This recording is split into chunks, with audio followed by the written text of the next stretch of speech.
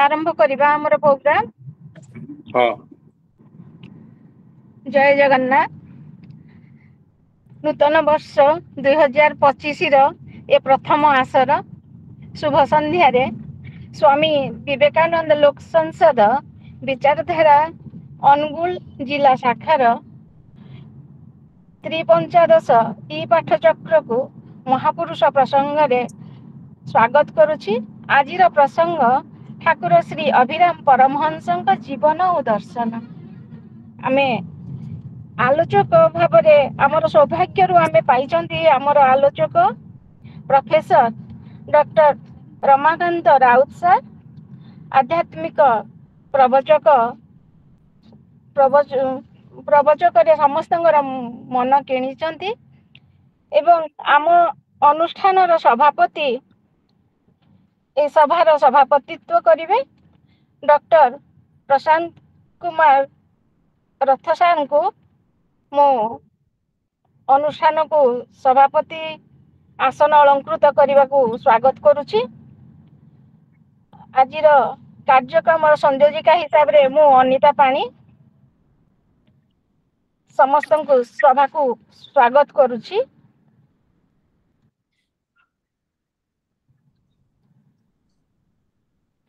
आज अनुष्ठान प्रथम आरंभ कार्यक्रम ओंकार वंदना रु करिबा। ओंकार वंदना करने को मु स्वागत करुछि श्रीजुक्त बटकृष्ण त्रिपाठी महाशय को ओंकार वंदना करिवे। ओम श्री गणेशाय नमः। सम्मुख एकदन्तश्च कपिलः गजकर्णक लंबोदरश्च विकट विघ्नस्य नजा विनायक धूम्रकेतुर्गणाध्यक्ष भालचंद्र गजानन द्वादशतानि नामानि यपठन्ते तृणयाद्यपि विद्यारंभे विवाहेश्च प्रवेशे निर्गमे तथा संग्रामे संकटेश्चैव विघ्नतस्य न जायते। शुक्राम्बरधर देव शशिवर्ण चतुर्भुजं प्रसन्न वदन ध्याये सर्वविघ्न प्रशान्तये। ओम श्री गणेशाय नमः। धन्यवाद सर। वर्तमान मु स्वागत करिबी स्वामी विवेकानंद अमूल्य बाणी रु गोटे बाणी सुनिबा श्री विभूतिभूषण स्वाई महाशय को। हरिओम। स्वामी विवेकानंद लोक संसद अनुगुल जिला आनुकूल्य रे अनुष्ठित आजिर এই आवासी कार्यक्रम रे समस्त को प्रणाम। ए अवसर रे मु पाठ करूछि स्वामी विवेकानंद दिव्यवाणी। मानव जातिर चरम लक्ष्य ज्ञान लाभ। प्राच्य दर्शन आम निकटरे एही एक लक्ष्य कथा ही कही थाए। मनुष्यर चरम लक्ष्य सुख नुहे बरम ज्ञान। सुख और आनंद शेष हो जाए। सुख ही चरम लक्ष्य एपरी मने करिबा भ्रम। जगत रे आमे जेते दुख देखु ताहार कारण मनुष्य भ्रम हेतु मने करे जे सुख ही ताहार चरम लक्ष्य। समय हेले मनुष्य बुझी पारे जे से सुख हाड़ को नुहे बरम ज्ञान दिग को ही क्रमागत अग्रसर हेउछि। स्वामी विवेकानंद। धन्यवाद। धन्यवाद। अभिराम परमहंसଙ୍କ कोटि जन कल्याण सुंदर भजन गुड़िक जनमानस रे आज पर्यंत गुंजरित हेउछि। दीन बंधु हे तुमे बंधु मोहर दीन बंधु हे। एते सुंदर भजन गुड़िक लिखिचंती प्रत्येक जीवनर अंतर आत्मा को छुई जाए। तांको उपरे आजिर आलोचना चक्र आम सहित अतिथि भाव में उपस्थित अछंती डॉक्टर रमाकांत सर। आउ सभापतित्व करने को मु पुणी थोड़े स्वागत करुछि डॉक्टर प्रशांत कुमार रथ महाशय को। कार्यक्रम को आगे को परिचालना करेंगे। स्वामी विवेकानंद लोक संसद विचारधारा शाखार उपसभापति प्रताप बाबू, संपादक कृष्ण बाबू, रवींद्र बाबू, संचिता मैडम, संयोजिका अनिता पाणी, श्रद्धेय विभूति भूषण और नरेश चंद्र, बटकृष्ण बाबू, उपस्थित मोर प्रिय भाई भौणी माने, आजिर प्रसंग ठाकुर अभिराम परमहंस जीवन और दर्शन। आजिर अतिथि डॉक्टर रमाकांत राउत महोदय, पेशारे से डाक्तर, पुरी आयुर्वेदिक महाविद्यालय प्रोफेसर, जड़े सुनामधन्य शिक्षक और डाक्तर, जड़े बंधुवत्सल मनीष, जड़े धर्म प्रवचक रूपे सुपरिचित। पूर्वरु आमे तांको ठारू तांको वक्तव्य शुणिथिलु। डॉक्टर राउत आमको सम्मोहित करथिले। जड़े समर्पित आत्मा भावरे आमे लक्ष्य करू। आजिर प्रसंग अभिराम परमहंस। अभिराम परमहंसंकर जन्म 1904 मसीहा ब्रह्मगिरी थाना करमला ग्राम रे। पिता सत्यवादी पट्टनायक, माता श्रीमती राधा देवी। जन्मतिथि बिरजा अमावास्या बा त्रिवेणी अमावास्या। जड़े साधु तांकर नामकरण करथिले। पड़ोशी अर्जुन पट्टनायक और सुब्रता पट्टनायक अभिराम को बाल्य काल स्नेह लालन पालन करुथिले। सेमाने श्रद्धारे तांकर नाम बिनोरी देइथिले। अभिराम को अनुगुल आश्रम बिनोरी आश्रम नाम रे नामित। बिनोरी थिले चंचल मती पात्र बुद्धिमान। पिता तांको पुत्र को धरी गंजाम नहीं थिले शिक्षा ग्रहण करते। तांको अंक आसु नथिबारु पितांको पाखरु माड़ खाई करमला फेरी आसथिले। पाठ पढ़ा शेष हैला। से दिन आरंभ है जीवन नूतन अध्याय। ध्यान, योग और साधना। खांडव वन रे तपस्यारत अभिराम स्वयं देवी पूर्णमासी आसी प्रिय पुत्र अभिराम को शिक्षा देले। दीक्षा ग्रहण पर जन्मित माता सन्निकट रही अभिराम एवं पिता माता मृत्यु पर से लोकगुरु रूपे परिचित हेले। धर्म उपदेश प्रचार क्षेत्र थिला। परे कलिकतारू आसी लुणा नदी कूल एक श्मशान रे शांति आनंद आश्रम साधना पीठ निर्माण करथिले। 1927 रु 1933 कटक जिलार विभिन्न स्थान रे धर्म प्रचार करथिले। आश्रम स्थापन 12-13 वर्ष पर्यंत तांको माता जीवित थिले और पुत्र अलौकिकता लक्ष्य करुथिले। 1936 रु 1963 दीर्घ 27 वर्ष शांति आश्रम रे बहु आरती और भक्ति जिज्ञासु मान को नूतन आलोक प्रदान करथिले। 17/11/1963 मसीह कार्तिक शुक्ल एकादशी तिथि रे अभिराम परमहंस महाप्रयाण लाभ करथिले। ज्ञानयुक्त भक्ति निष्काम साधन, कर्म संन्यास योगर अर्पण सूत्र और ध्यान योग व्याख्या करने को जाई से रचना करथिले 40 खंड पुस्तक और अन्य भजन, असंख्य भजन। तन्मध्यरु कली भागवत, गुरु गीता, तत्व ज्ञान, कृष्ण कौतुक गीता, सनातन गीता, कोइली शिक्षा, वैष्णव गीता, शरीर विज्ञान इत्यादि इत्यादि अनेक कथा आमे श्रीजुक्त राउतଙ୍କ पाखरु सुनिबा। सार मु आपण को विनम्र अनुरोध करछि आपणकर वक्तव्य प्रदान करंतु। सार डॉक्टर राउत।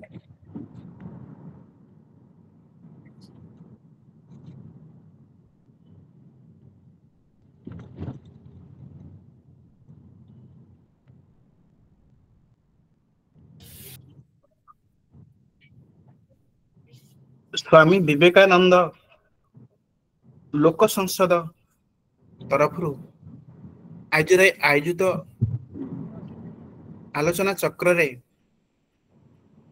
सभापति महोदय डॉक्टर प्रशांत कुमार रथ महोदय को एवं संयोजिका भावे भौणी अनिता पाणी को और प्रणाम निवेदन सहित आज समस्त आलोचना चक्र जोग देथिबा आग्रही बंधु माननकु समस्त को मोर हृदय सहित प्रणाम जनाउछि।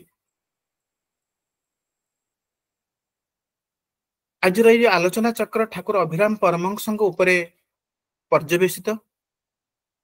ठाकुरंकर जयंती उत्सव आगामी मास 29 तारिख रे पड़ुछि।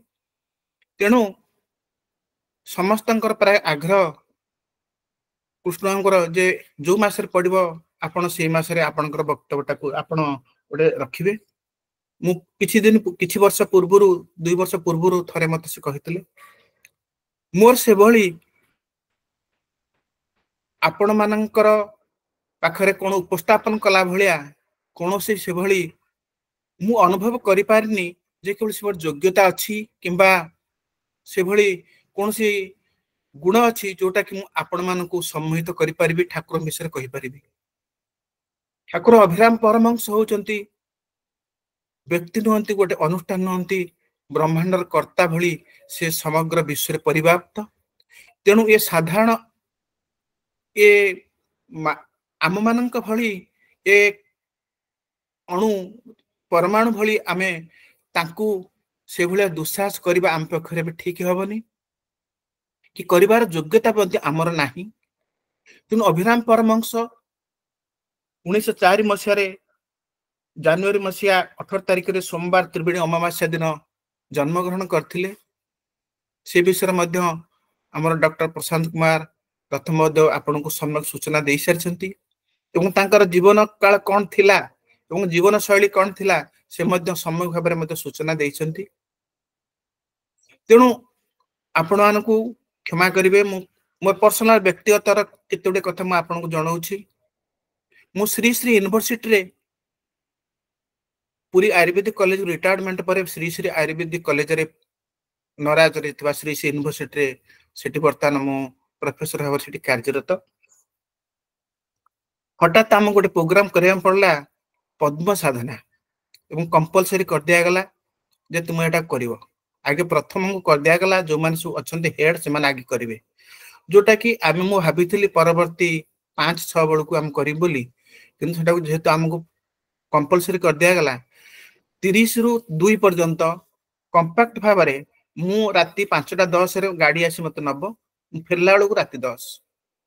ତେଣୁ ଏଇ ଯୋଉ ଟାଇଟ୍ ଭିତରେ କୌଣସି ପ୍ରକାର ସେ ଯୋଉ ପଦ୍ମ ସାଧନା ଠାକୁରଙ୍କ ତାଙ୍କର ରବିଶଙ୍କରଙ୍କର ଜଣେ ବିଶ୍ୱ ଆମର ଭାରତ ବର୍ଷର କି ନୁହେଁ ତ କେବଳ ଭାରତ ବର୍ଷରେ ନୁହେଁ ସାରା ପୃଥିବୀର ସେ ଗୁରୁ ଭାବରେ ବର୍ତ୍ତମାନ ସେ ପରିଚିତ, ଶାନ୍ତିର ଦୂତ ଭାବରେ ପରିଚିତ।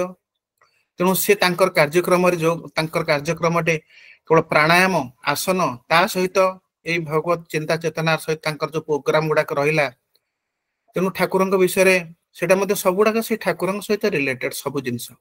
କେବଳ ଯେଭଳି ପାଣିଟା କେବଳ ବିଭିନ୍ନ ଗ୍ଲାସରେ ପାତ୍ରରେ କେବଳ ଅଲଗା ହେଲେ ରଖାହଉଛି ସିନା, କିନ୍ତୁ ସବୁ ଜିନିଷ ହିଁ ଏକା।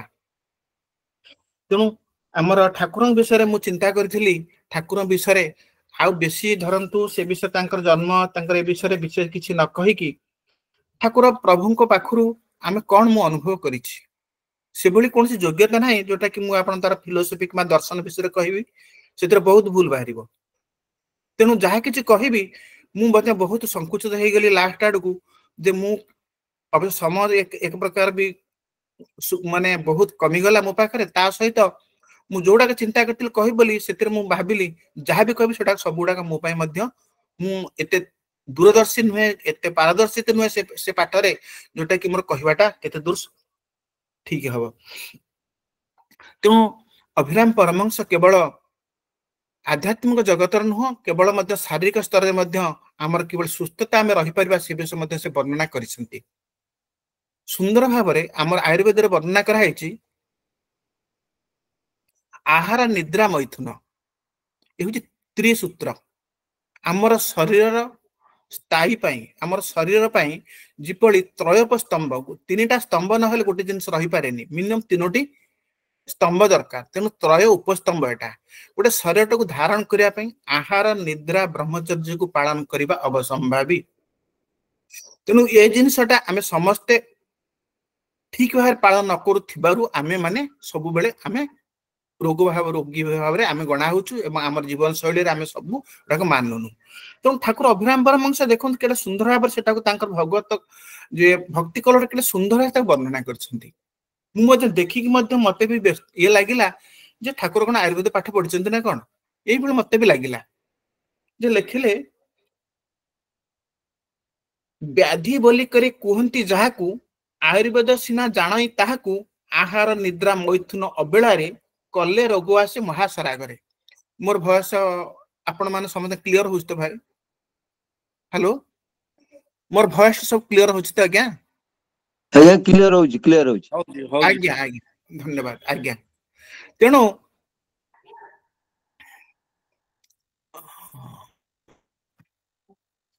ଠିକ ଅଛି।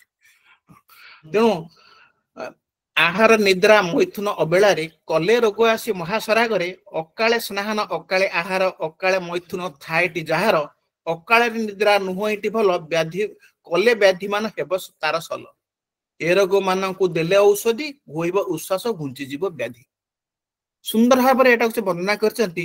ଆହାର ନିଦ୍ରା ମୈଥୁନ ବା ବ୍ରହ୍ମଚର୍ଯ୍ୟକୁ ଆମେ ଠିକ ଭାବରେ ପାଳନ କରିବାଟା ଦରକାର। এইটাକୁ ଯଦି ଆମେ ଠିକ ଭାବରେ ପାଳନ ନ କରିବା ଆମେ ଶାରୀରିକ ରୋଗରେ ଆମେ ପଡିବା। ପୁଣି ସୁନ୍ଦର ଭାବରେ ପୁଣି ତା ପରବର୍ତ୍ତୀ ସମୟ ପୁଣି ସେ ଲେଖିଛନ୍ତି ଆଉ ଏକ ବ୍ୟାଧି ରହିଥାଇ ଅଙ୍ଗେ ଘୁଞ୍ଚି ଯାଏ ଯିଏ ବସେ ସାଧୁ ସଙ୍ଗେ କ୍ରୋଧ ଲୋଭ ମୋହ ମଦ ଯେ ମାଶ୍ଚର୍ଯ୍ୟ ଏଇ ବ୍ୟାଧି ମାନ ଅତ୍ୟନ୍ତ ଆଶ୍ଚର୍ଯ୍ୟ। ଆପଣ ଦେଖନ୍ତୁ ମାନସିକ ସ୍ତରର ଯୋଉ ରୋଗ ପାଇଁ ସେ ସୁନ୍ଦର ଭାବରେ ତାକୁ ଲେଖିଲେ। କ୍ରୋଧ ଲୋଭ ମଦ ମାଶ୍ଚର୍ଯ୍ୟ এইটা হচ্ছে আমার আয়ুর্বেদରେ ମଧ୍ୟ ବର୍ଣ୍ଣନା କରାହେଇଛି। ଲୋଭ ଶୋକ ଭୟ କ୍ରୋଧମାନ ବେଗାନ ବିଧାରୟତ ଏଗୁଡାକ ମଧ୍ୟ ଯଦି ଆମେ ଠିକ ଭାବେ ଧାରଣ ନ କରିବା ତାକୁ ଆମେ ଯଦି କଣ୍ଟ୍ରୋଲ ନ କରିବା ତାହେଲେ ମଧ୍ୟ ଆମେ ରୋଗରେ ପଡିବା। ଠାକୁର ଅଭିରାମ ପରଶ ଆଉ ତାକୁ ତାର ପୁଣି ତାର କଣ କଲେ ଘୁଞ୍ଚି ଯାଏ ଯିଏ ବସି ସାଧୁ ସଙ୍ଗେ ଯେ ସାଧୁ ସଙ୍ଗରେ ବସିବ ସେଥିରୁ ମୁକ୍ତି ପାଇବ। ଏଠି ସାଧୁ ମାନେ ଯେ କେବଳ ସାଧୁ ମାନେ କୋଉମାନେ ସତ୍ସଙ୍ଗ ଯୋଉମାନେ ଭଗବତଙ୍କର ରାଜ୍ୟରେ ଲୋକମାନେ ଯୋଉମାନେ ସବୁ ଅଛନ୍ତି ଉତ୍ତମ ବ୍ୟକ୍ତି ମାନଙ୍କ ଯଦି ସଙ୍ଗ ଲାଭ କରିବ। ସଙ୍ଗ ହଉଛି ସବୁଠାରୁ ବଡ ଜିନିଷ। ମଣିଷ ଆଜି ଯାହା କିଛି ବର୍ତ୍ତମାନ ସମାଜରେ ଚାଲିଛି କେବଳ ସତ୍ସଙ୍ଗର ଅଭାବ ସଙ୍ଗତ ଦୋଷ ଯୋଗୁ ହିଁ ଆଜି ଆମେ ସମସ୍ତେ ବିପଥଗାମୀ। ଆଜିର ଯୁବ ସମାଜ ବିପଦଗାମୀ ହବାର ମୂଳ କାରଣ ହେଲା ସେମାନଙ୍କର ସଙ୍ଗ ଦୋଷ। ତେଣୁ ଏ ସଙ୍ଗ ଦୋଷଟା ହଉଛି ସବୁଠାରୁ ବଡ ଜିନିଷ। ତେଣୁ ସେଟାକୁ ଠାକୁର କହିଲେ ଘୁଞ୍ଚି ଯାଏ ବସେ ଯିଏ ବସେ ସାଧୁ ସଙ୍ଗେ ଯେ ଭଗବତ ରାଜ୍ୟର ଯୋଉମାନେ ସବୁ ହଉଛନ୍ତି ମାର୍ଗଦର୍ଶକ ଯୋଉମାନେ ସତ୍ପୁରୁଷ ସେମାନଙ୍କର ଯଦି ସଙ୍ଗ ଲାଭ କରିବା ତାହେଲେ ମାନସିକ ବ୍ୟାଧି ଆମେ ଦୂରେଇ ଦେଇ ପାରିବା। ବର୍ତ୍ତମାନ ସେଟାକୁ ଆମେ କଣ କହୁଛନ୍ତି ପ୍ରାଣାୟାମ କର ଆସନ କର ଯୋଗ କର ତମେ ସୁସ୍ଥ ରହିବ ମାନସିକ ସ୍ତରରେ ଷ୍ଟ୍ରେସ୍ କମିବ। ବର୍ତ୍ତମାନ ଷ୍ଟ୍ରେସ୍ ଡିଜର୍ଡର ବର୍ତ୍ତମାନ ଷ୍ଟ୍ରେସ୍ ଆମ ସମସ୍ତଙ୍କ ପାଇଁ ଗୋଟେ ବଡ ପ୍ରୋବ୍ଲେମ ଆସି ପହଞ୍ଚି ସମସ୍ତେ ଷ୍ଟ୍ରେସରେ ଆମେ ଅଛୁ। ଆଉ ଗୋଟେ ଆଉ ଗୋଟେ ଲେଖିଲେ ତା ସହିତ ଇନ୍ଦ୍ରିୟ ଆପଣ ଦେଖନ୍ତୁ ଆମେ ମାନେ ମଣିଷ ଗୋଟେ ଯୋଉ ଶରୀର ଧାରଣ କରିଛି ଆମର ସେ ଲେଖିଲେ ସୁନ୍ଦର ଭାବରେ ହରିଣ ଶ୍ରବଣ ଇନ୍ଦ୍ରିୟ ଲାଳସେ ସଙ୍ଗୀତ ଶ୍ରବଣ ତାର କର୍ଣ୍ଣେ ପଶେ ବେଳକୁ ବ୍ୟାଧର ହସ୍ତରେ ନିହତ କର୍ଣ୍ଣେନ୍ଦ୍ରିୟ କଲା ତାକୁ ବ୍ୟତିବ୍ୟସ୍ତ। କର୍ଣ୍ଣେନ୍ଦ୍ରିୟ ତାକୁ ଶ୍ରବଣ ଯୋଉ କୁରଙ୍ଗ ଅଛି ତାକୁ ବ୍ୟତିବ୍ୟସ୍ତ କଲା। ହସ୍ତିକି ଦେଖନ୍ତୁ ହସ୍ତିନୀ ସ୍ପର୍ଶରେ ବନ୍ଧା ହୋଇଯାଏ ନିଗୁଡ ଫାଶରେ ପତଙ୍ଗ ରୂପରେ ହରିଣ ମୋହିତ ପ୍ରଜ୍ୱଳିତ ଅଗ୍ନି କରେ ତାକୁ ହତ। ହସ୍ତିନୀ ଯେ ସ୍ପର୍ଶର ଲୋଭରେ ସେ ମଧ୍ୟ ବନ୍ଧା ହେଇଯାଏ। ସେଭଳି ପତଙ୍ଗ ଅଗ୍ନିକୁ ଦେଖି ମଧ୍ୟ ସେ ରୂପରେ ମୋହିତ ହୋଇକି ସେ ନଷ୍ଟ ହୁଏ। ଆଉ ସେଇଭଳି ସୁଗନ୍ଧ ଲୋଭରେ ବନ୍ଦୀ ହୋଇଲା ସେ ହୋଇଲା କରିପାର ଏଇ ଯେ କାଷ୍ଟର ଭେଦନ ସୁଗନ୍ଧ ଲୋଭରେ ବନ୍ଦିଶ ହୋଇଲା ପଦ୍ମ ପୁଷ୍ପ ତାକୁ ବନ୍ଦୀ କରିଦିଏ ନିଜ ତ ତାହାର କିଛି ହିଁ ନଥାଏ। ଗୋଟେ ପଦ୍ମ ଏତେ କୋମଳ ସେ ମଧ୍ୟ ତା ଭିତରେ ପଡି ଯେ ସେ କାଠକୁ ଯେ ଖଣ୍ଡ ଖଣ୍ଡ କରେ କାଠକୁ ଯେ ଛେଦନ କରିପାରେ ସିଏ ମଧ୍ୟ ଗୋଟେ ପଦ୍ମ ର ମଧୁପ ଲାଳସାରେ ସିଏ ମଧ୍ୟ ସେଠି ତାର ଗନ୍ଧର ଇଏରେ ମଧ୍ୟ ସିଏ ମଧ୍ୟ ବନ୍ଧା ହେଇକି ରହୁଛି। ସେଇଭଳି ରସ ଲୋଭେ ପଡେ ବନିଶୀରେ ମିନ ଅକଳଚେ ତାହାର ସରଇ ଜୀବନ। ରସ ଲୋଭରେ ବନିଶୀ ମତ୍ସ୍ୟ ମଧ୍ୟ ବନିଶୀ ଥୋପ ଗିଳି ସେ ମଧ୍ୟ ମୃତ୍ୟୁ ମୁଖରେ ପଡେ। ଆମର ଏ ଯୋଉ ଶରୀର ହଉଛି ଗୋଟେ ଗୋଟେ ଇନ୍ଦ୍ରିୟ ସେମାନଙ୍କର ବଳବାନ ଯୋଗୁଁ ସେମାନେ ନଷ୍ଟ ହେବା ସ୍ଥଳେ ମଣିଷ ହଉଛି ଏକମାତ୍ର ଜୀବ ତାର ପାଞ୍ଚଟାକ ଇନ୍ଦ୍ରିୟ ସମସ୍ତେ ହଉଛନ୍ତି ଏକ ବଳବାନ। ତେଣୁ କୌଣସି ମଣିଷର ସେ ପୁରୁଷାର୍ଥ ନାହିଁ ଯେ କି ଇନ୍ଦ୍ରିୟ ମାନଙ୍କୁ କଣ୍ଟ୍ରୋଲ କରି ଦମନ କରି ଏ ଭଗବତ ରାଜ୍ୟରେ ଭଗବାନଙ୍କୁ ପ୍ରାପ୍ତି କରିପାରିବ। ତେଣୁ ଏଇ ଯୋଉ ଜିନିଷ ଲେଖାଗଲା ଏଟା ସହଜ କଥା ନୁହେଁ। ବର୍ତ୍ତମାନ ଏ ଯୁଗରେ ଆମେ କୌଣସି ଗୋଟିଏ ଆମର ଶରୀର ବର୍ତ୍ତମାନ ଏଭଳି ଅବସ୍ଥା 50 ବର୍ଷ ନ ପଡୁ ଆମେ ରୋଗରେ ପଡୁଛନ୍ତି। 50 ବର୍ଷ ପୂର୍ବରୁ ମଧ୍ୟ ଆମେ ଆମର ଶରୀର କାର୍ଯ୍ୟକ୍ଷମତା ରହୁନି। ତେଣୁ ନା କର୍ମଯୋଗ ना ज्ञान जोग ना भक्ति जोग को बड़े आम प्रभु को लाभ करवा से भाया पुरुषार्थ कहीं आम मानकर मु अनुभव करेनी आम मानकर थिला भली आम मानकर कौन योग्यता ना से प्रभु को आम पाइबा तेणु से प्रभु को पाइबा हेले आमर केवल दरकार से शरणागति प्रभु कृपा तेणु आमे माने तेणु अभिराम परमहंस से केवल शास्त्र मुझे अनुभव करिछि जो रचनावली से 1000 पृष्ठार बहीटे से 1000 पृष्ठार जो बहीटा प्रत्येक पेज आपण उल्टेबे सेटा हूँ गोटे जोग बही पूरा प्योरली जोग से सबु जोग अच्छी ज्ञान जोग भक्ति जोग कर्म जोग एवं ता सहित आमर जो अच्छी षटचक्र साधन सबु किछि सेथिरे भर्ती ही अच्छी तेणु आजिर समाज पाई से समर साधन से समर वर्तमान जो समसामयिक जो अच्छी साधन प्रणाली आम माने अनुभव करूछु विभिन्न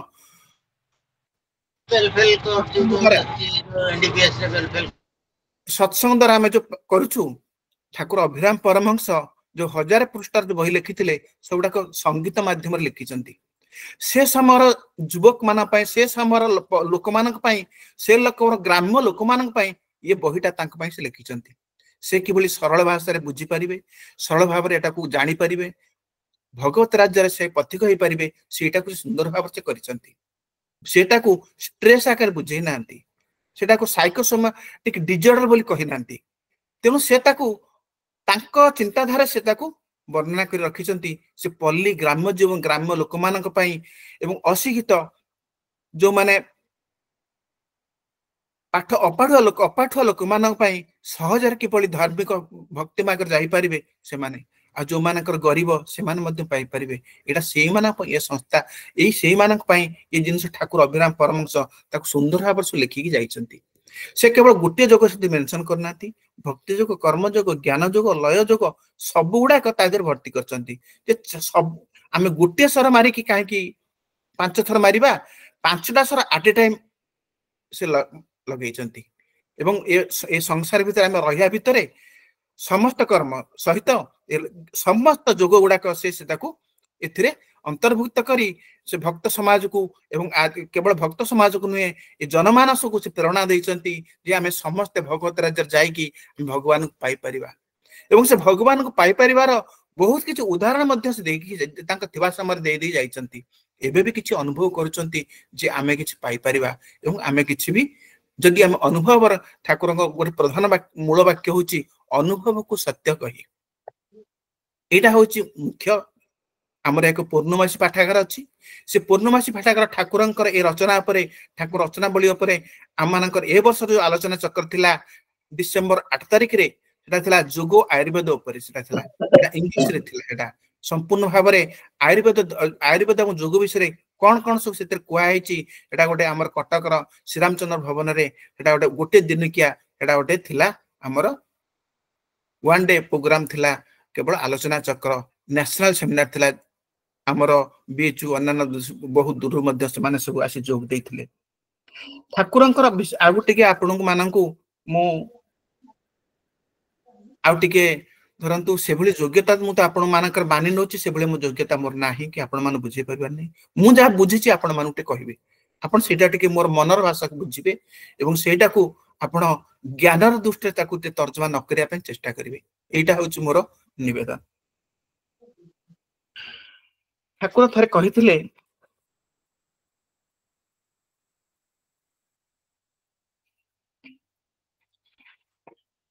ठाकुर तांको लेखारे गोटे वर्णना करचंती जे भक्ति जोगटा पर प्रेम भक्ति जोग पर से तांकर कଳି भागवत गोटे अध्याय से ताकू वर्णना करचंती जे मु जोटा बुझे मु आपन सेटा को अनुभव कथाटा मु कहूची थरे नारद महर्षि को मनरे मध्य थर देखिले जे द्वारकार रमणी मानक सहित श्रीकृष्ण कौन किभली आनंद आनंद उल्लास रे सेमानक प्रत्येक सहित किभली से तांकर सहित से समय बिताउछंती से देखिले जे प्रत्येक पाखरे भगवान श्रीकृष्ण समस्त पाखरे विराजमान तेणु से कहते से कहले नारद जे मोर गोपी मान होचंती मोर श्रेष्ठ भक्त तेणु ये तो गोपी मान कम नुहंती ताले ठाकुर ताहले कौन श्रीकृष्ण कौन जो कहवाटा कौन एटा भूल मु तो देखुची गोपी मान ये श्रेष्ठ द्वारका रमणी मान होचे श्रेष्ठ से तो कृष्ण को पाखरे बंदी एक प्रकार कहले चले तेणु आमे ये जो मन भीतर जो भावनाटा आसिला ताकू हमर प्रभु कृष्ण श्रीकृष्ण से जानिले जानला परे ताकू तार ए जो तांकर ए जो चिंताधारा को किभल दूर करिवे से तांकू हठात देखा हे गले सब सब तांकर देखाला पर से कहउजंदी जे मोर देहटा टिके आज भल लागुन मते ज्वर हेची अवश्य ए विषयटा आपण मान समय टिके सुनिथिबे तथापि ठाकुरंग विषय अभिराम परम जतो एटा तांक शास्त्र वर्णना करचंती मु आपण को से जो कहले जे ए मोर जो ज्वरटा हेची ए ज्वरटा किभली भल हबो ना ए ज्वरटा यदि कोनोसी स्त्री अंगर धूली जदि मो देहर बोली दिया जाए ताहले एटा भल हबो तेनु आपण जायके टिके तमे जायके टिके जाओ कोन स्त्री अंगर धूली आनिकी मते ते बोली दियो जोटा कि रोगटा मोर भल हबो ज्वरटा भल हबो नारद जेहेतु कथाटा तो मानिबे तेणु से कहला अच्छा ठीक अछि ना कोठी जीबी ना तमे टिके द्वारका जाओ द्वारका रमणी माने अछंती तांको कहबो द्वारका जाइछन द्वारका जे कथा कहिजंती से कहले अरे एटा तो असंभव कथा जहां को नाम धरिले ज्वर छाड़े तांको पुनी ज्वर हला एटा तो असंभव कथा तापरे आ कोन कहउजंती तेणु आमे तांको से होचंती जे आमर स्वामी आमे से होचंती आमे तांकर स्त्री केबे तार स्वामी को पाद धूଳି देई पारे यदि से पाद धूଳି दब तार स्वामी रो जदि स्त्री जदि ता पाद धूଳି दब तान ता नरक गति ही हो तेणु एटा किभली संभव एटा केवल असंभव कथा आमे केम ताम पाद धूଳି दब तमने श्रीकृष्ण द्वारा बोलिबो तेणु से कथा हम करि परिबोनी तेणु से तांको मना करचंती जे नाइ नाइ तमे जाओ फेरी जाओ किंतु आमे कथा आमे करि परिबोनी आमे प्रभु को आमे किभली आमे जहां को सेवा करछु जे सेव्य हमर तांको हमर पाद धूलटा को दबु तमे तांको बोलिबो तांका देहरे एटा हे परिबो जे फेरी के आछले कृष्ण कहला परे कृष्ण कहला ठीक से मान न देले त तुम गोपु को जाओ तो गोपु को जदि जाइचंती गोपी मान को पाखरे पहुंचंती श्रीकृष्ण ता बहुत दिन हला नथिले तेणु से समस्त बेड़ी जाइचंती जे कोन कुह कृष्ण का खबर कोन कुह एटा कृष्ण खबर कोन कहिबे से कहिले जे एई भलिया कृष्ण को ज्वर हेची आ गोटे पादर जो देले गोटे स्त्री लोक जे देले से तांका देहर यदि बोली दिया जे भल हबो से कहले एही कथा ताल तमे नियो संगे संगे तांका जत्ते जगह थिले सब गोपी माने समस्त तांका धूली को ओजाडिया लागिले कहले तमे नियो ई सेटु कहले चिंता कहले रे देख तमे माने तांका स्त्री अच्छा तमे किमिते दउज धूली गुडा तमरो एटा कोन स्वामी के स्वामी कोन केबे तंग प्रभु केबे एटा के करा जाय पारे सेटु से कहउजन ताकू कहिल कृष्ण अकुशल तेणु कहूचु बेगे चल जेहेतु कृष्ण अकुशल रचंती असुस्थ अछंती तमे बेगे चल जा पाद धूली तार अंग नारद किंपा कर खंग आंभ को पछे न पचारू कुशल हेतु महामेरु आमर किसी दरकार नहीं आमर दरकार कौन आम प्रभु आमर स्वामी आमर जी से घर आमर जी सर्वस्व से किभली सुख रहतु आमर आ किसी दरकार नहीं से तांको मंगल ही आमर मंगल एक कथा से कहिसंती कहिकी समस्त जेते प्रकार से धूली थिला सब गुडाक मध्य देइचंती देला परे से तो तांको एक कथा कहिसंती तापर सेठू से तांकर मोह भंग हेची जे देख एमान होचंती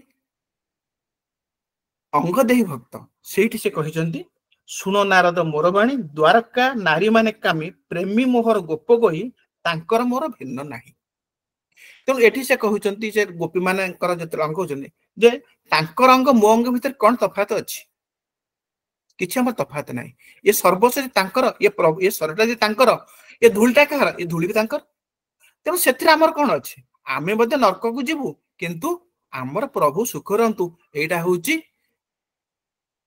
गोपी भक्ति गोपिका मानकर ए जो भक्ति एटा श्रेष्ठ भक्ति जोटा कि से प्रभु ठाकुर एटा उदाहरण रखिछंती। साधारण भाव से आ गोटे भजन लिखिछंती, तुम्भ मंगल कामना मुही खरु थाए सिना मते पछे भूली था सुखे थांतु प्राणपति। मोर प्राणपति भल रुहंतु, मते पछे न पचारंतु, किंतु से सुख रुहंतु। तुम्भ मंगल कामना मुही खरु थाए सिना, तांकर मंगल हेउ एई कथाटा ही से सब बेले कहंती। सेइथि पई हममानकर भक्त गोष्ठी रे जेतेबेले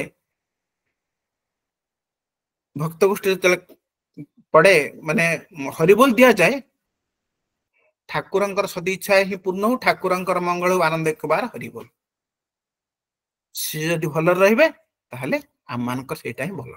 ए गोपिका भक्तर एक उदाहरण से देइचंती जे तमे जदि जयध्वनि पड़िबो ठाकुरंकर मंगल हो, ठाकुरंकर हरिबोल कहि से माने एटा दिया जाए।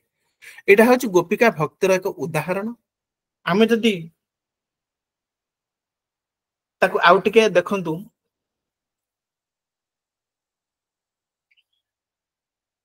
एटा आम्मानकर जो शरीर ठाकुर एटा को टिके शरीर विषय में बहुत तर्जमा करचंती, माने लिखिचंती बहुत सुंदर भाव रे।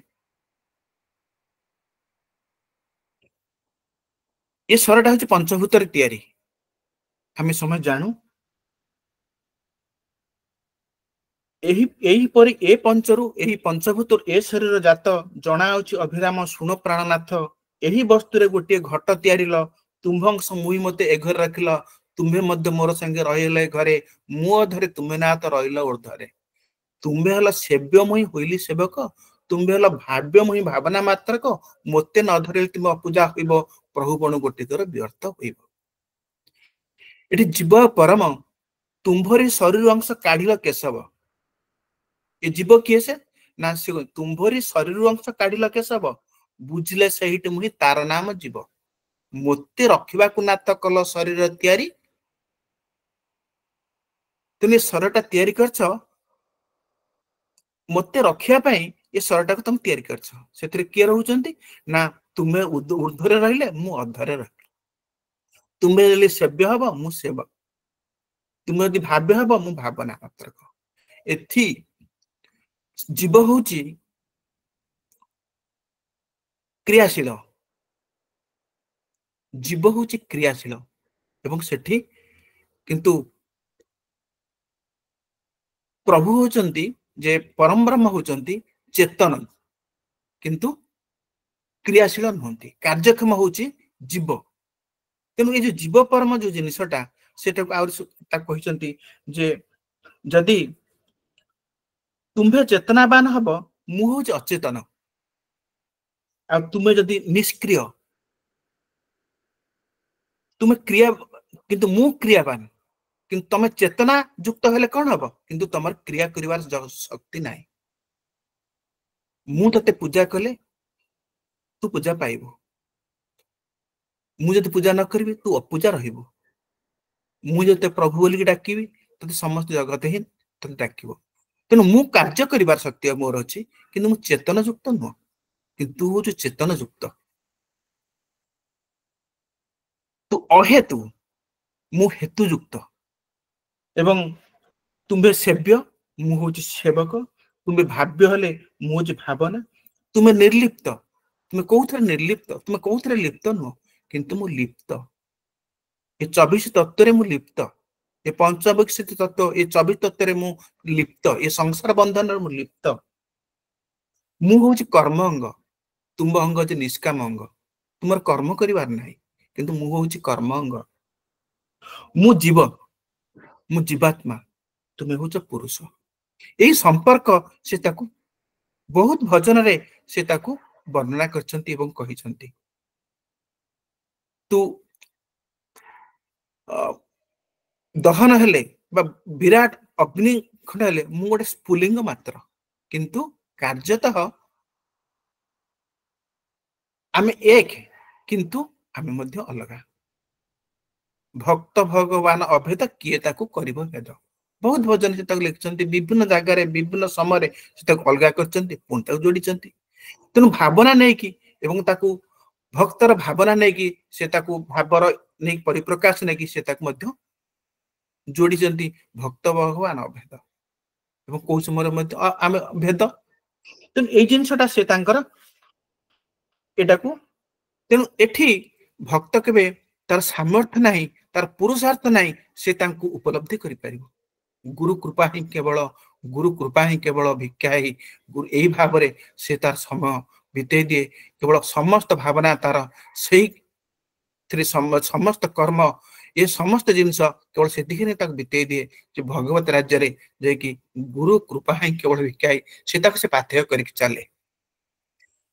ଠାକୁରଙ୍କ କେତେବେଳେ ଜିନିଷ ସେ ତାକୁ ମଧ୍ୟ ଲେଖିଛନ୍ତି।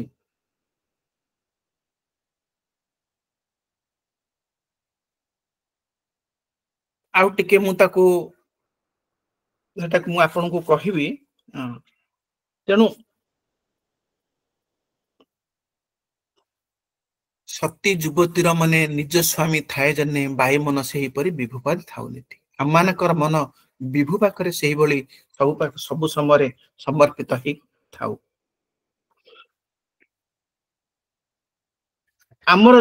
ଆମର ଯଦି ଚିନ୍ତା କରାଯିବ ଆମର ଶରୀରଟାକୁ, ଏ ଶରୀର ଯଦି ଆମେ ଚିନ୍ତା କରିବା, ଆମର ପ୍ରିୟ କିଏ? ସେ ଆମର ପରିବାର। ପ୍ରଥମେ ଆମେ ଯଦି ଚିନ୍ତା କରିବା ଆମେ ହଉଛୁ ଆମେ ତାର ମୋ ପରିବାର କିଏ?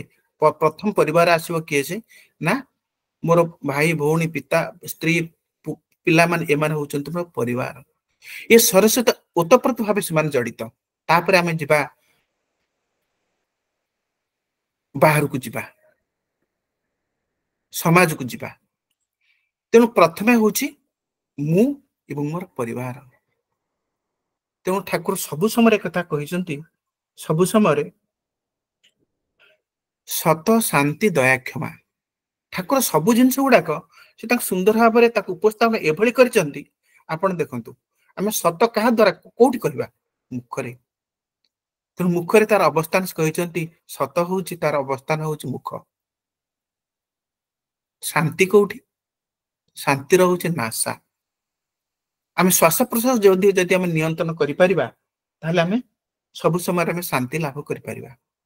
ଏଇ ଶ୍ୱାସ ପ୍ରଶ୍ୱାସ ନିୟନ୍ତ୍ରଣଟାକୁ ଆମେ ଯଦି ନାସା ଦ୍ୱାରା ଆମେ ସମସ୍ତ ପ୍ରକାର ଆମେ ସମ୍ଭବ ସେଟା ଜିନିଷ ଆମେ କରିପାରିବା। ସେଠି ଶାନ୍ତିର ଅବସ୍ଥାନ ଅଛି।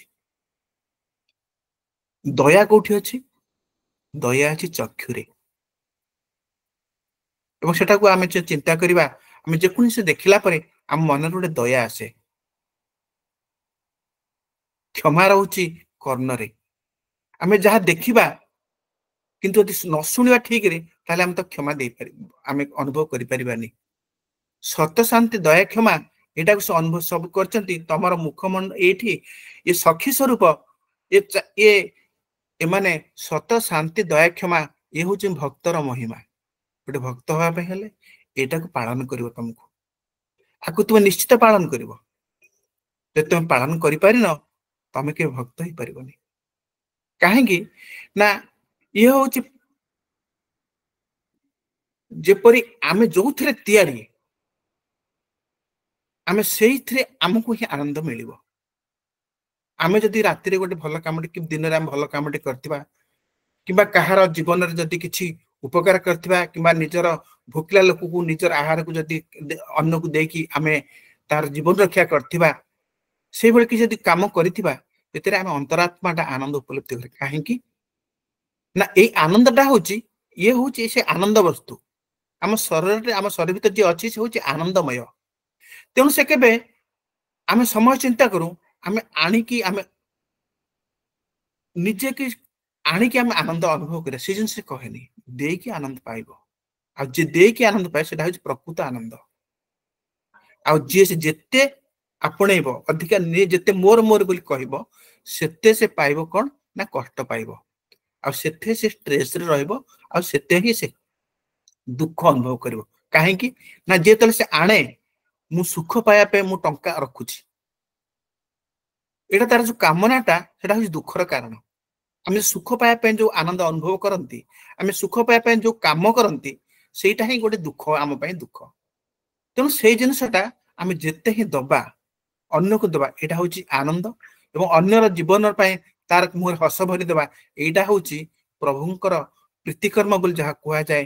ଯେ ଯେହେତୁ आमर समस्त भगवान नारायण स्वरूप आम ज्ञान रे आम समस्त जीव जगत आम देखा यहाँ प्रभुंकर यहाँ नीतिवाणी अच्छी जोटा कि सेटा मुझे ठीक भाव कोट कर पारुनी तेणु प्रभुंकर पूरा समस्त शास्त्रटा ये समसामयिक जुगरे हुए तो से आधुनिक शैली से वर्णना करें सीना आम परिवर्तन करना सीना से जो जिनसा कराई जो भली जोटा कि आमर पुराण शास्त्र जो भली नीति शास्त्र भली अद्वितीय तेणु से जिनसा से वर्णना कर रखी जाइंट किंतु आमे माने ठीक भाव उपस्थापन करबा होचे आम दायित्व तेणु से आ गोटे कथा से लिखिं परिवार जो भली करा जाए परिवार रे जे निज कुटुंब बोली से क्या कहते से कुटुंब बोली क्या कहते प्रथम रे धैर्य गोटी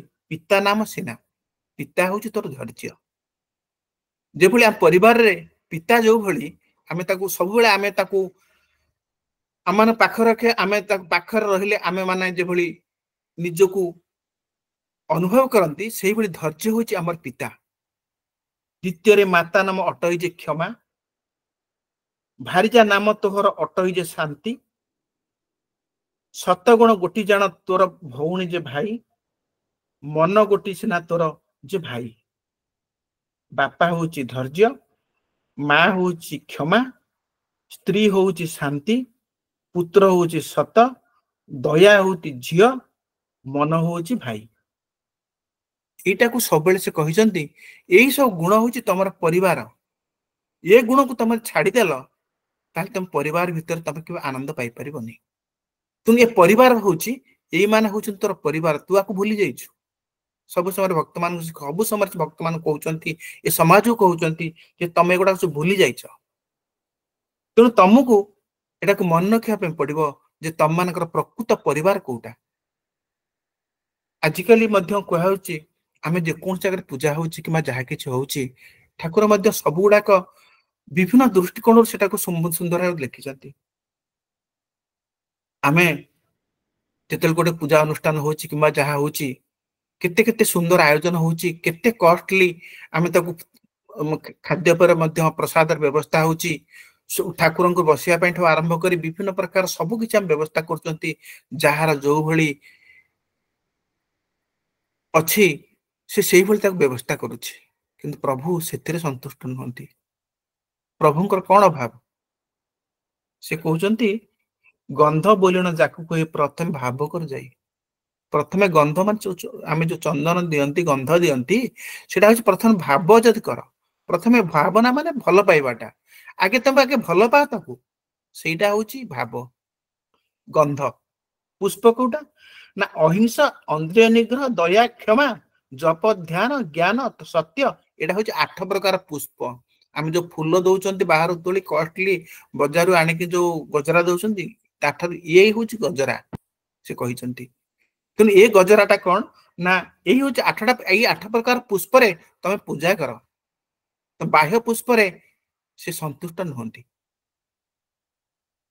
आम केवल जो दौरान आम चिंता कर क्या दौरान अरे संसारटा प्रभुंकर संसार आम से आमको सृष्टि कर सृष्टि यहाँ दबाटा गोटे हास्यास्पद आम जो चिंता करवा आम जो भाविबा किए क्या दब अरे सी आमको जोड़ा देते आम पुणी से दौचु तेणु ये दबार कौन यथार्थ जिनस केवल ही दौचु आम तेणु यहीटा जो चिंता करा जाए ये जिनस केवल सी कौन कहते ये मनटा ही दरकार आ कि दरकार नहीं आ मनटा न देख जब सब जिन दब जिते प्रकार देले से गुड़ाक लोड़ा ना यानी संसार विश्व ब्रह्मांड ये विश्व ब्रह्मांड जे से नायक जे विश्व ब्रह्मांड सृष्टिकर्ता जे ये लक्ष लक्ष ब्रह्मांड जे सृष्टि कर पाखे आम जो भावुं आम सुंदर भाव में आज बहुत भल गजराटे देचु बहुत कॉस्टली शाढ़ी ठाकुर गोटे ड्रेसटे देचु आज को ठाकुर एत सुंदर भाव में कराई समस्त बाबा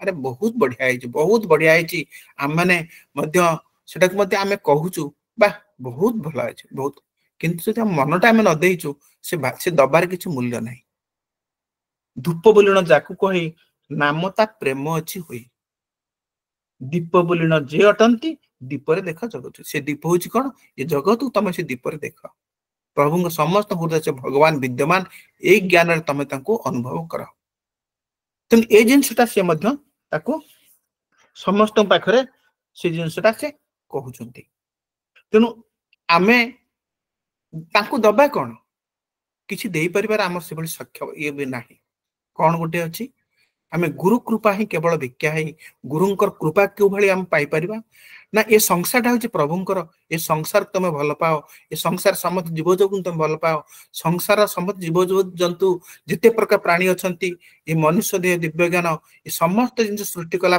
ठाकुर मत लिखिं बहुत जगह जे कौन से शांति पाइले लास्ट को मनुष्य जन्मटा सृष्टि कले मनुष्य कहीं सृष्टि कले मनुष्य जो विवेकी ता मन मध्य विवेक देइचंती बुद्धि देइचंती सब किछ देइचंती से चिंता करिया शक्ति अच्छी बुझिबा शक्ति अच्छी से अनुभव करिया शक्ति अच्छी किंतु आमे ता द्वारा आमे कोन करिबा आमे संसार को आमे जानिबा ये संसार को जानला परे ये संसार जेतु प्रभुंकर आमे मालिकर यदि आमे ठीक सेवा न करिबा मालिकर सृष्टि जिनिसटा को आमे तांकु ही केवल ही सेवा करिबा गोटे बापार यदि दी पुଅ थांती गोटे छोटा पुଅ थिले मध्य दुष्ट थिले मध्य भी से बाप एवं माँ उभय तांकु समान भाव में देखती बर अधिका देखती कहीं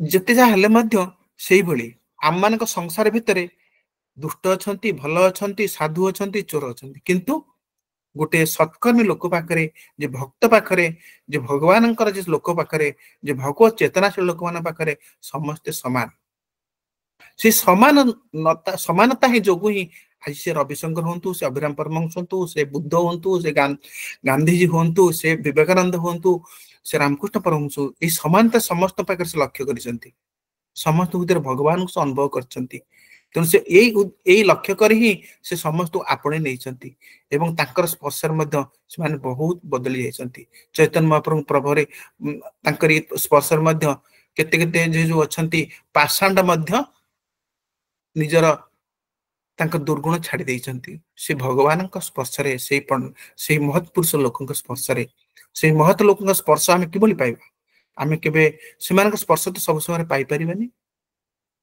तेणु से स्पर्शटा को पाइबापी से लिखिदे गले कौन स्पर्श तुम कौन कर स्पर्श हूँ से जिनसटा जो वर्णना कर गुण जो वर्णना कर जो शक्ति जो कार्य से धारा चलवाटा ही आम गुरु कृपा ही लाभ कर आम से भली कौन सी पुरुषार्थ नहीं जे कि कृपा बिना आम पाइपर आम से भली सामर्थ्य नहीं से भली ज्ञान नहीं से भली भक्ति नहीं से भली कर्म मध्य नहीं केवल गोटे हूँ भगत राज्य प्रभुंकर से कर्म करी से प्रार्थना करवा द्वारा ही आम सबकि पाइबा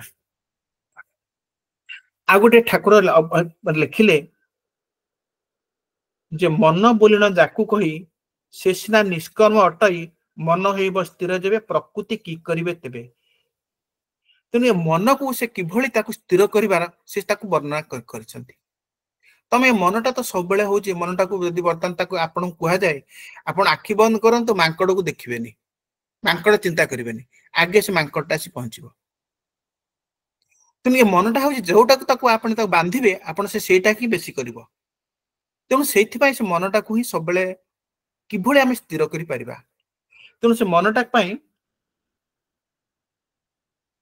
मन चले बलात्कार ओटार ज्ञान अंकुशरे मन को बांध ए स्थान बोलिण कहिले चैतन्य कोडी बांधिबो ना भूरु रे त्रिभंगी रे देख विजय प्रभु पद्ममुख पृथ्वी आकाश मध्य सूत्र तही रही ज्ञान नेत्र सेटा कहते ज्ञान नेत्र जोटा कि आमर योग शास्त्र मध्य वर्णना कराई जे कि आमर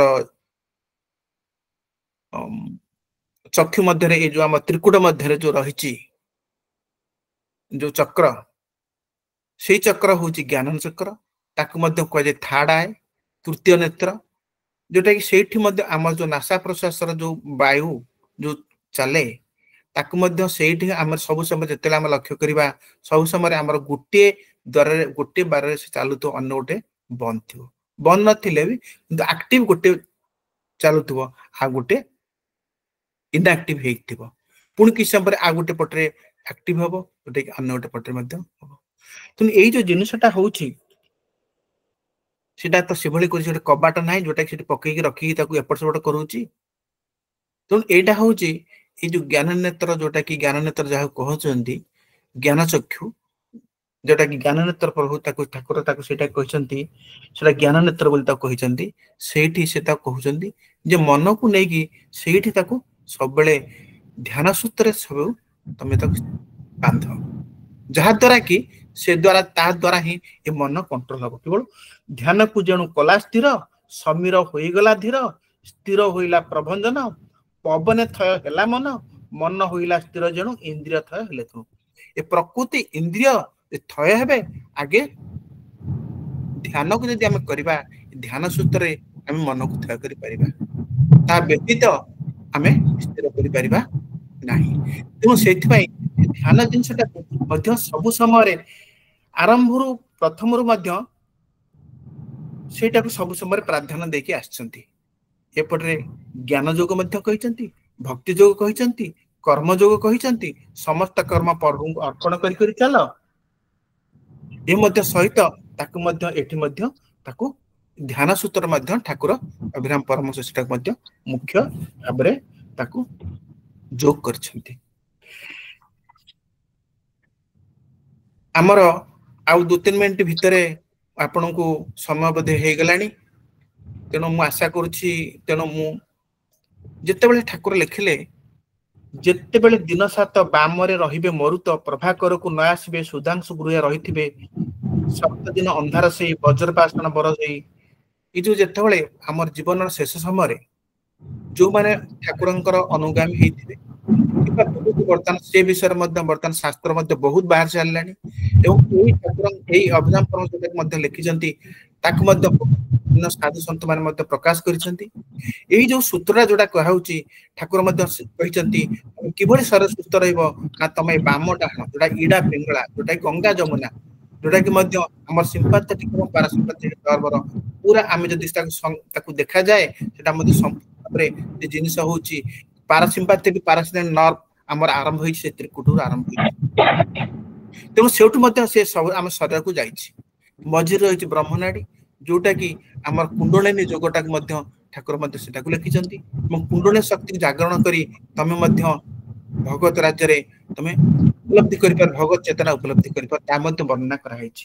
ତେଣୁ ଯେତେବେଳେ ଆମ ଜୀବନ ଶେଷ ସମୟରେ ଏଇ ଜିନିଷଟା ଯେତେବେଳେ ଦେଖାଯାଏ, ଏଇ ଜିନିଷଟା ଯେତେବେଳେ ଆମେ ଅନୁଭବ କରନ୍ତୁ, ତେଣୁ ଯୋଉମାନେ ଏ ଦିଗରେ ହଉଛନ୍ତି ଅନୁଗାମୀ, ଯୋଉମାନେ ଏ ଦିଗରେ ଯୋଉମାନଙ୍କର ସ୍ୱର ସାଧନା ଯାହା କୁହନ୍ତି, ସ୍ୱର ସାଧନା ଯୋଉମାନେ ଅନୁଗାମୀ ଅଛନ୍ତି, ସେମାନେ ଜାଣିପାରନ୍ତି ଯେ ବର୍ତ୍ତମାନ ମୋର ଆଉ ଅଳ୍ପ ଦିନ ଭିତରେ ବହୁତ ସାଧୁ ସନ୍ଥ ଅଛନ୍ତି, ବହୁତ ଜ୍ଞାନୀ ଲୋକ ଅଛନ୍ତି, ଜଣେଇ ଦିଅନ୍ତି ଯେ ଆମର 2 ଦିନରେ 7 ଦିନରେ ଆମର ଜୀବନର ଶେଷ ଅନ୍ତିମ ସମୟ ଆସିଗଲା।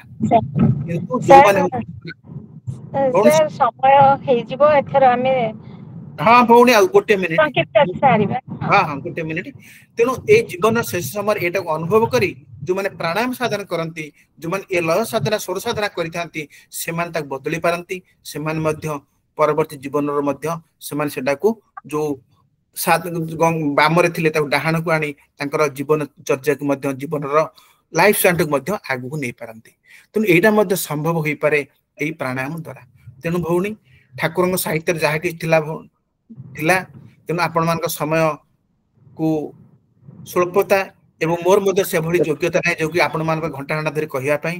ତେଣୁ ଯାହା ହଉ ଆପଣମାନେ ଯୋଉ ସମୟ ଦେଇଛନ୍ତି, ଆପଣ ଯୋଉ ଶୁଣିଛନ୍ତି, ସେଇଥିପାଇଁ ମୁଁ ଆପଣମାନଙ୍କ ପାଖରେ ଚିରଋଣୀ ଏବଂ ଆପଣମାନଙ୍କ ପ୍ରତି ଠାକୁରଙ୍କର ସମସ୍ତ କରୁଣା ଆମ ସମସ୍ତ ପ୍ରତି ରହୁ। ଜୟ ଶ୍ରୀ ସତ୍ୟନାରାୟଣ ସ୍ୱାମୀଙ୍କର ଜୟ, ପ୍ରଭୁଙ୍କର ମଙ୍ଗଳ ହଉ, ଆନନ୍ଦ ଏକବାର ହରି ବୋଲ। ଧନ୍ୟବାଦ, ଧନ୍ୟବାଦ ସାର୍, ଏତେ ସୁନ୍ଦର ଗୂଢ ତତ୍ତ୍ୱ ଆମକୁ ଆମ ଆଗରେ ବଖାଣିଛନ୍ତି, ଯାହା ଅଭିରାମ ପରମହଂସଙ୍କ କଥା ଆମେ ସମସ୍ତେ ଜୀବନରେ ପାଳନ କଲେ ବହୁତ ଉନ୍ନତି ହବ। ବର୍ତ୍ତମାନ ମୁଁ ସ୍ୱାଗତ କରିବି ପ୍ରଶାନ୍ତ କୁମାର ରଥ ସାରଙ୍କୁ, ତାଙ୍କର ସଂକ୍ଷିପ୍ତ କଥା ରଖିବେ। ଅଶେଷ ଅଶେଷ ଧନ୍ୟବାଦ ସାର୍, ଆପଣଙ୍କର ବକ୍ତବ୍ୟ ଆମକୁ ସମ୍ମୋହିତ କଲା। ଠାକୁର ଅଭିରାମ ପରାଧୀନ ଭାରତ ବର୍ଷରେ କଳି ଭାଗବତ ଗ୍ରନ୍ଥ ପ୍ରକାଶ କରି ଜେଲ ବରଣ କରିଥିଲେ। ब्रिटिश सरकार विषय दृष्टि पड़ते आध्यात्मिक दर्शन प्रेम भक्ति से दर्शन रे असल कथा विश्वास साकार सगुण भक्तिर से समर्थक से अद्वैत ब्रह्म प्रति भक्ति निवेदन करछंती दत्ୟରେ अद्वैत उपलब्धि तांकर मतादर्श तांको चेतन रे जीवन और जगत जीव परम मिशी जाइछंती एक अभिन्न भाव बिंदुरे से कहती संप्रदाय नुहे धर्म ही मुख्य चारि संप्रदायर चारोटी मार्ग समस्ते मिशंती गोटिए मनरे अभिराम दर्शन रे मनीष मुख्य मनीष भितरे छुआ छुआ हिंदू ख्रिस्टियान मुसलमान जैन बौद्ध आदि भेद को से अस्वीकार करती भक्ति भावना रे से धनी भगवान तांकर धन भगवान को से निर्धन बोली कहिसंती संसार मोहर अद्वैत तेणु मु सदानंद बत से कहती भक्ति आग मुक्ति पछ मुक्ति की भक्ति मणे तुच्छ तांक मतरे गुण निर्गुण एक मत एवं जोठी विश्वास अच्छी सेठी सत्य दया अहिंसा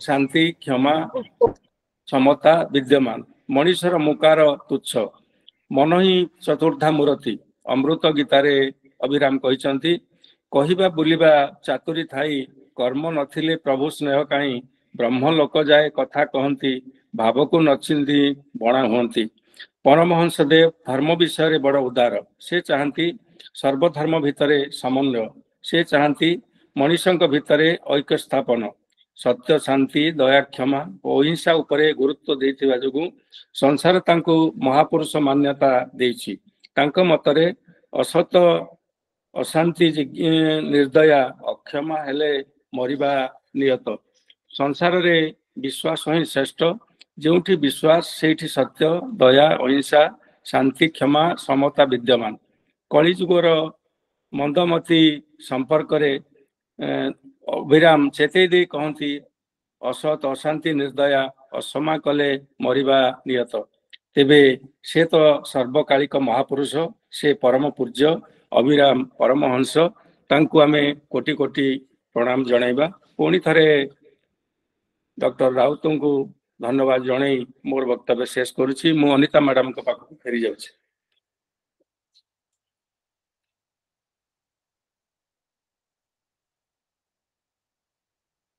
अनिता मैडम मैडम बोधे नांती लेफ्ट हे जाइछन्ती एबे तेणु बर्तमान धन्यवाद दवा पई हमें अनुरोध करिवु नरेश नरेश चंद्र महाती महोदय को नववर्षर अभिनंदन अनुगुल जिला विवेकानंद लोक संसदर समस्त सभ्य एवं राज्यर आजिर आलोचना चक्र रे भाग नहीं समस्त ज्ञानी गुणी पंडित गण को कृतज्ञता ज्ञापन करुच्ची नववर्षर अभिनंदन जणी आजिर वक्ता जो सारगर्भक वक्तव्य प्रदान करी एक सामाजिक चलनी एवं सामाजिक रीतिनीति को नहीं जो आध्यात्मिक कथा को आम आगे उपस्थापन कले से आम विवेकानंद लोक संसद अनुगुल शाखा तरफ अनेक अनेक धन्यवाद नमस्कार। संचिता मैडम को अनुरोध करुछि से शांति पाठ करिए। समस्त को प्रणाम एवं नूतन वर्षर अभिनंदन। शांति पाठ।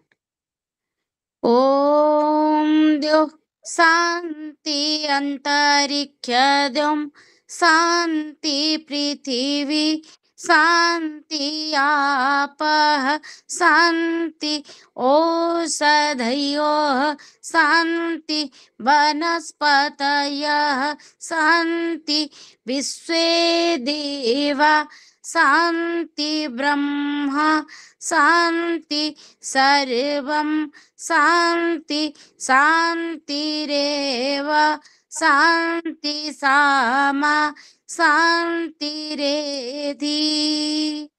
ओम शांति शांति शांति। पुणी थरे समस्त को धन्यवाद जनाई ए पाठचक्र परिसमाप्ति घोषणा करुछि। धन्यवाद एवं सांगठनिक सभा को समस्त को निमंत्रण करुछि।